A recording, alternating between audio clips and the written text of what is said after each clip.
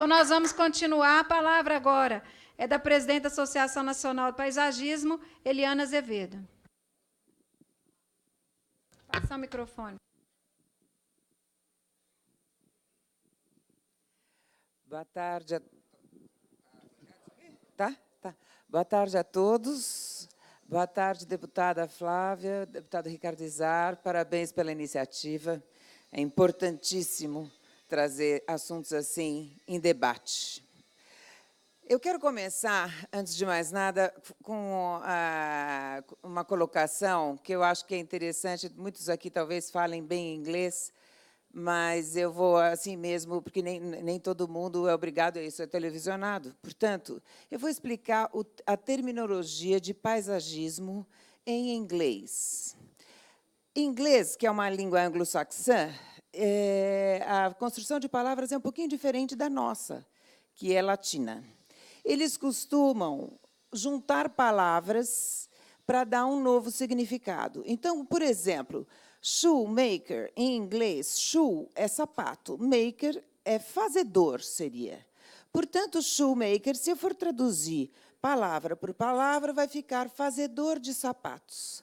Acontece que, em português, como é uma língua latina, assim como em italiano, francês e espanhol, a gente costuma criar palavras específicas para cada significado. Então, a gente tem sapateiro.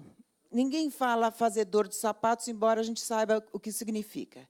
Do mesmo jeito, em inglês, landscape architecture, que seria landscape é paisagem, architecture, arquitetura.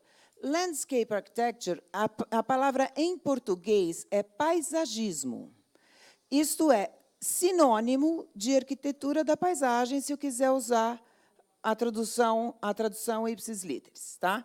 Então, eu estou fazendo essa introdução para agora eu vou ler, com licença, que eu não... Segura um minutinho. Sabe como é, né? Óculos, que senão não dá.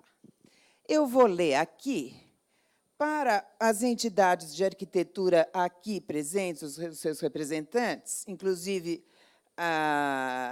todas elas, inclusive, que falaram já, e os que estão aqui presentes, o seguinte, é um memorando, um acordo que foi assinado em 2012 entre a Federação Internacional de Arquitetos da Paisagem, ou paisagistas, e a União Internacional de Arquitetos, a qual alguns de vocês aqui são membros. Isso, exatamente. Eu vou ler, então, o senhor sabe muito bem disso, o que eu vou estar lendo. As partes, ou seja, a União Internacional de Arquitetos e a Federação Internacional de Arquitetos da Paisagem concordam com o que segue. 1. Em reconhecer a natureza distinta, eu vou ler bem devagarinho para não ter dúvida, das duas únicas, separadas, únicas e separadas e complementares profissões da arquitetura e da arquitetura da paisagem. Eu vou repetir para não ter dúvida, que às vezes alguém pode não ter escutado. Únicas, separadas e complementares. Agora, mas segue, o acordo é cumprido. Eu não vou ler tudo, só esse outro pedacinho. Ambas as partes devem preparar estratégias e planos de ação e fazer recomendações para seus conselhos profissionais, comitês e grupos de trabalho e associações parceiras, no sentido de fomentar o presente acordo. Então, isso aqui, por que eu estou falando isso? É para dizer que todas as entidades de arquitetura no Brasil estão desrespeitando um acordo entre os arquitetos internacionais. E lógico que eles sabem disso. Então, mas o papelão internacional que a arquitetura está fazendo, na minha opinião, a parte disso, o que importa para nós, brasileiros, é entender por que será que a arquitetura internacional, a arquitetura do mundo inteiro, chegou nesta conclusão, de que paisagismo é separado, distinto e complementar a arquitetura. Por que será que eles chegaram a essa conclusão?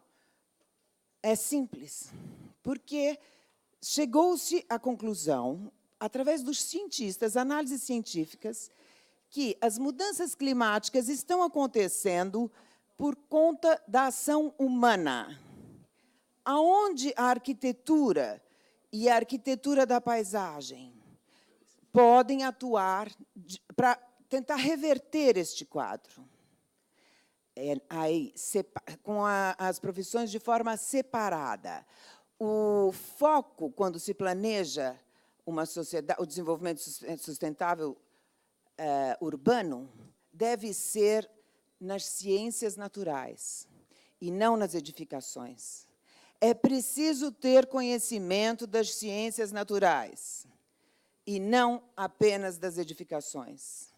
Do contrário, não se consegue contemplar todas as demandas que estamos tendo que enfrentar e vamos ter que enfrentar ainda mais. Então, desimpermeabilizar o solo urbano, melhorar a cobertura vegetal das cidades, diminuir as ilhas de calor, diminuir enchentes, desmoronamento de encostas, isso tudo pressupõe conhecimentos das ciências naturais. E isso é preciso ser feito na hora do projeto, na hora do planejamento.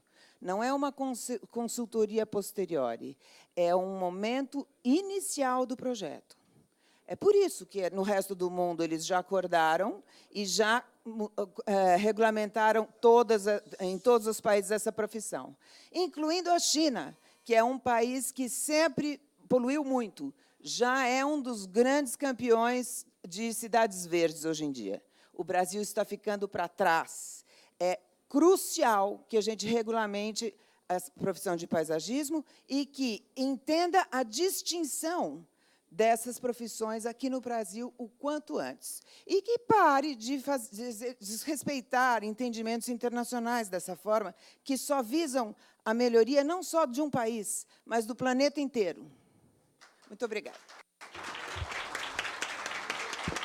Com a palavra, representante da Associação Brasileira dos Escritórios de